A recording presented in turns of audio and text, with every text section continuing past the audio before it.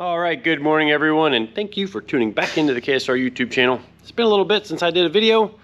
Had a pretty hectic week last week, with the beginning of the week getting Lee's Viper ready for the Trans Am race at Atlanta this past weekend. And also my kids were on spring break, so kind of just took some time to hang out with them, and we all went to Atlanta together, and my kids did some go-kart racing up at K1 Speed up in Atlanta. Had us a good time with that. But figured I'd show you guys a little bit of what we've got going on in the shop this week as we get ready for the Freedom 500 and Cleetus and Cars. So yeah, thanks for tuning in. Let's get to what we got going on in the shop.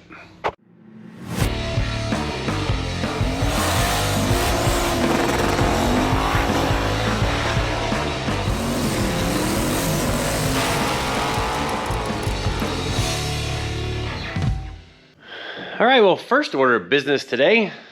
You guys haven't seen much out of the old Lexus that we used for the burnout competition and what I used to use in the Champ Car Endurance Racing Series. One day we'll get it back in the Endurance Racing Series and go do some road racing. Yeah, we'll do that one day. But the reason we haven't done anything with it, I blew it up. Yep, at the last Cleetus and Cars event, it threw the water pump belt off of it, and she saw probably 260-degree water temp. The oil temp was wrapped around and on the peg at 280 plus degrees. The gauge doesn't even go that high. It was just buried around. I was trying to pop the tires on it, and it was like a 5-minute burnout. It's probably the longest one of the night because this thing doesn't make any power. But yeah, we've got a new, well, not a new, but a new to us.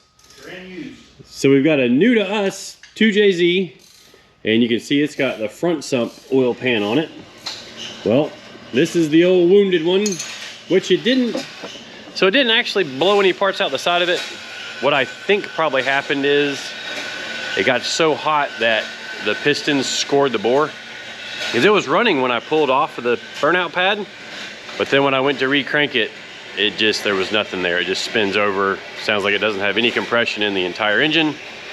We are going to pull the cylinder head off of it here in a little bit. As soon as CJ gets it up on the stand, then we can put the other oil pan onto this engine, take it apart the rest of the way, and see what we've got to do to fix it. If it just needs a set of pistons, I'll probably just put a set of pistons in it. Maybe we port the cylinder head while it's off. I don't know. It needs to do something with it. Maybe we do rods and pistons, because I think the rods are pretty weak in the naturally aspirated motors. And then we can do a turbo or something on the thing to see if we can make some big power and get the tires off faster. It also broke the transmission. Transmission only had 3rd gear, I think, or 4th gear, but that made it a little bit difficult. I had to start the burnout in, I want to say it was 3rd gear, and just ran the whole burnout in 3rd gear. But yeah, we'll have that done. We found a pretty serious crack in the oil pan, which this oil pan, as you may can tell, that's not stock. So we did this for our days in the Champ Car Road Racing Series, and basically, you know, these get full of oil. There's a little tiny bleeder hole you can kind of see right there, that when the car is sitting, it lets that fill up with oil. All right, so the way these trap doors work, when the car turns this way, this would open up and let the oil flow in, and then this side would close off. You see, we shaped this trap door and everything to close off the pan there. We actually changed the hinge pin and bent our own custom pin so that it only opens up a certain amount. Little tricks of road racing stuff. But with all this extra weight hanging out here, she got a crack in her. Not sure if you can see get a light handy.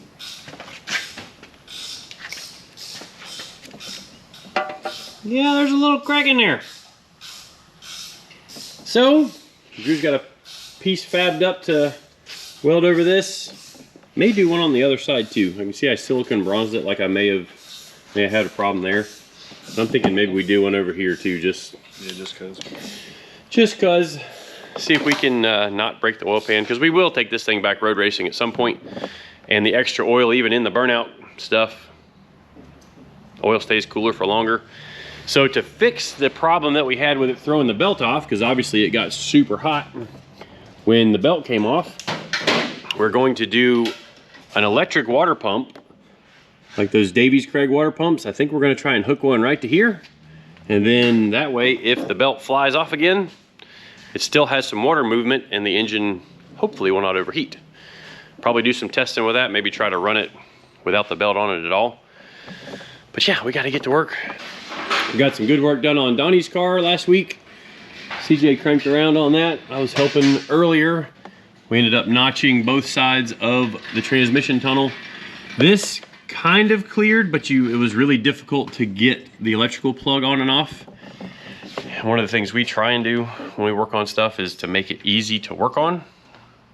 Remember back when we did the El Camino, first couple of times, Cleetus and the crew started working on it themselves. He called me and was like, man, this thing's so easy to work on, which is always good to hear as a builder. But we did the same thing over here. Took a big notch out there, which you can kind of see. Took all the way up to there, and now we can actually get to the transmission cooler fittings easy enough. And the vent line that's on the very top of the transmission. So we've got to build a catch tank. It's going to be up right behind the intake there. Yep, did a bunch of, I mean, it doesn't look like much now, but that's a pretty good bit of work to notch that out nice and reseal it and paint it and not look like you just hacked at it with a chisel.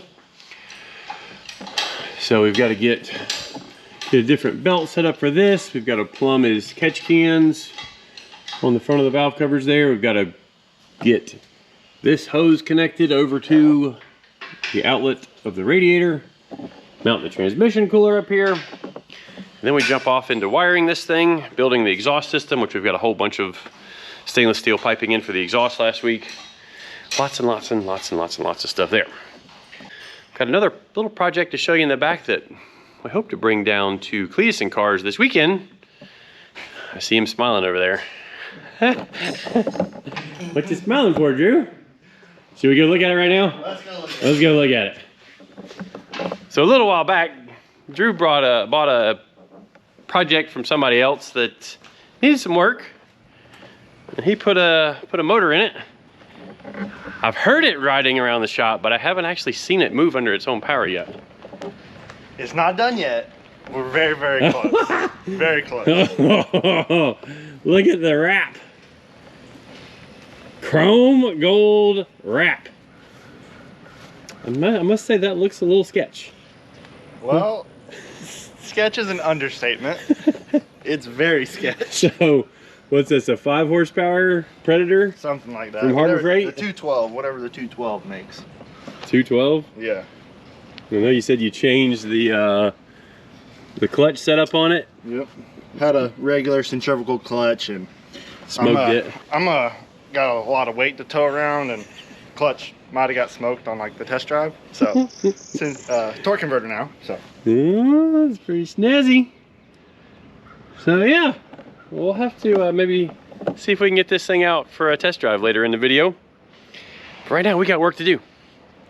But I think old Garza better watch out with the. He's gonna have to turn the afterburner up to race old Drew here, because Drew's got some racing experience. Oh yeah, oh yeah. Garza better watch out. Yeah. Drew is quite the. He's done some dirt circle track racing as well as with the front wheel drive skid plate racing. Demolition derby racing, skid plate racing. I am the skid plate king. Ooh, you guys heard it. So if skid plate stuff ever returns to the Freedom Factory, I'm winning it. No, don't even enter. I'm winning it. There's no competition.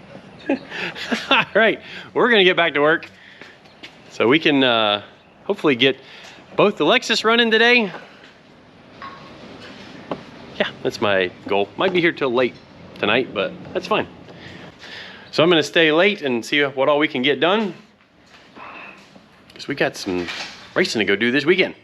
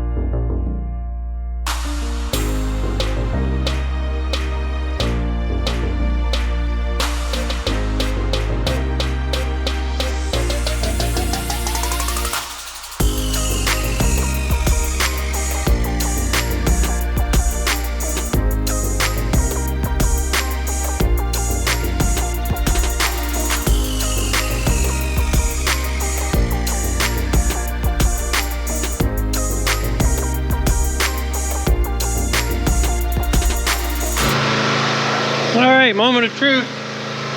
Drew's out there getting the car ready to drop that engine back in. But this one, we're about to find out what we've got here. And if you probably couldn't tell in the time lapse, but the bolts for the head bolts were not tight on this side of the engine at all. So I'm thinking maybe it just hurt a head gasket.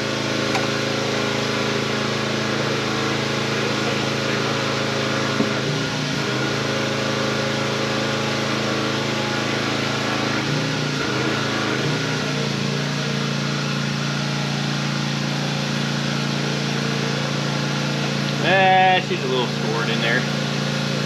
It's fine.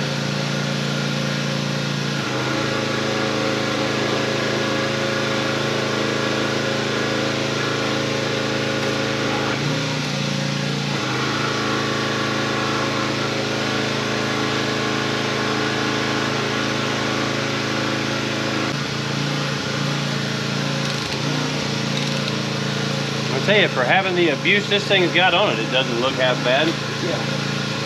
I mean, the pistons look pretty nice. They might have just cooked the rings in it, because it was really, really, really hot.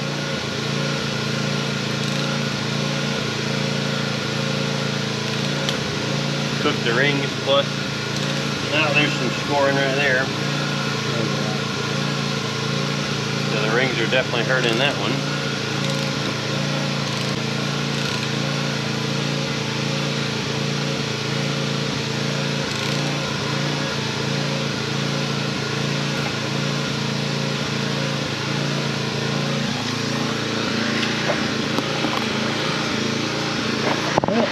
You can see some scoring right there.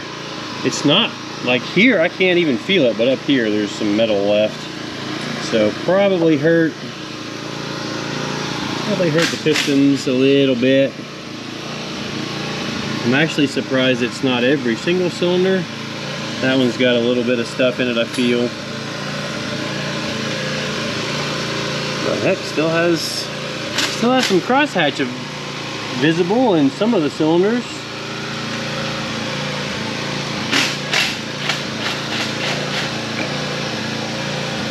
But for the abuse this engine's had put on it, I mean, look at the pistons. Pistons all look really good in the thing. All the piston tops. It's burning pretty clean. So my road race tune's a little bit on the leaner side, but I keep some of the timing out of it to keep it hopefully eating the engine, eating a piston. So the pistons all look good from, I think this thing has 8 or 9 long road races on it, plus all the burnout things we've done. And I'm not real sure if it was head gasket, losing the ring seal, combination of the two, but the whole engine had no compression. So the head bolts were very loose, but also there's some scoring in some of the cylinders. I mean, this thing was hot. Maybe we'll pop a cylinder out, or maybe we'll pop a rod and piston out and see what we can see there. See if the rings just have no spring tension left in them. But should be getting ready to drop this one in as soon as we get done with lunch. Drew's got her washing the other Lexus out there, washing the engine bay out. We'll let that dry, bolt the oil pan back on. We did have to swap oil pans between the two engines. The oil pan that came on this engine ended up in Mike Finnegan's death metal charger. Ended up being the center sump worked out the best to fit in that chassis. So that's why we're having to swap the oil pans. Plus we wanted to do my trick sump deal that we had done just to carry extra oil on board. But yeah, we got a little bit to do. Hopefully get this wrapped up and get it back running. Probably not in this video, but we'll see. All right, well, through some further investigation, I believe we have found our problem, and it's not good.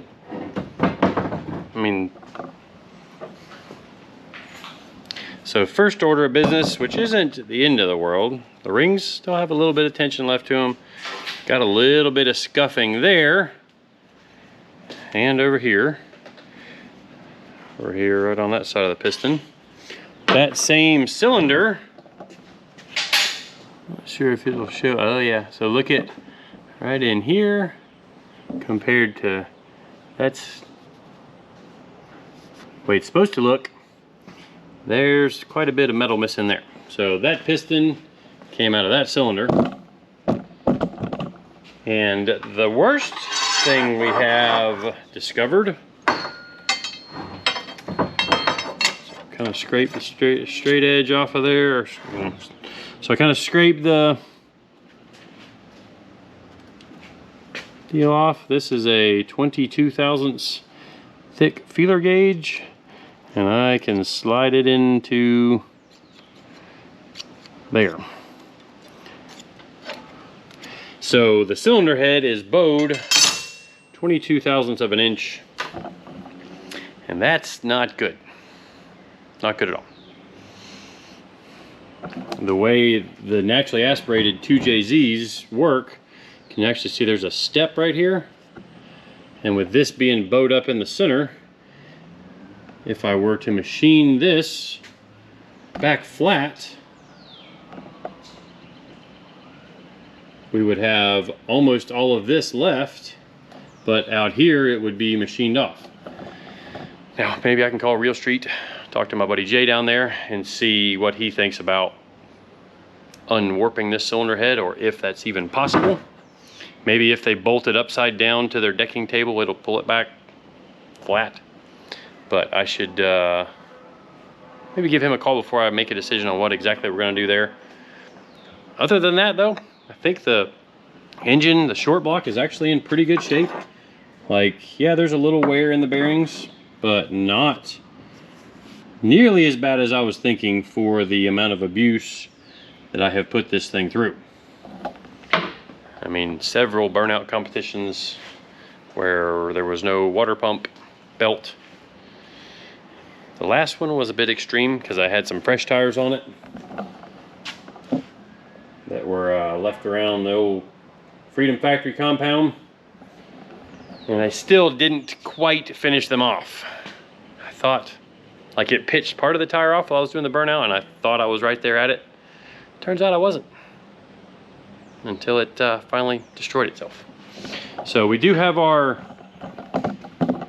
new to us, okay, it's just all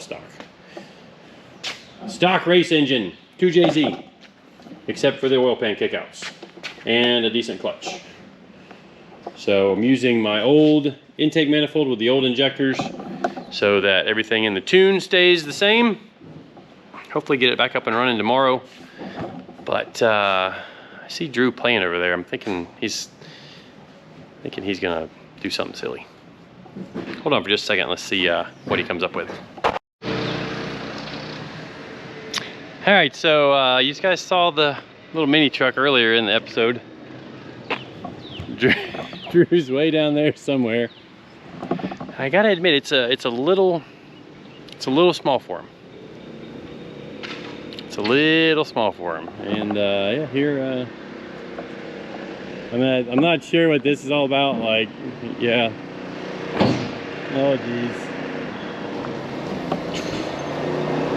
Oh geez. Oh no.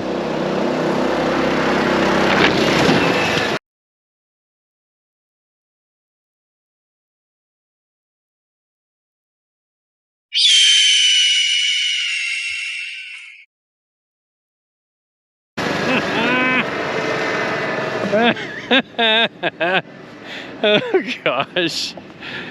Oh, that was pretty funny. He didn't flip and crash it. So yeah.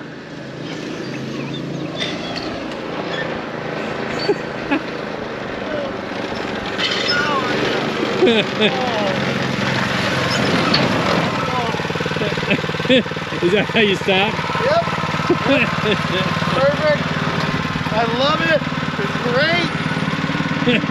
Garza, it's going down. All right, well, you heard it here first.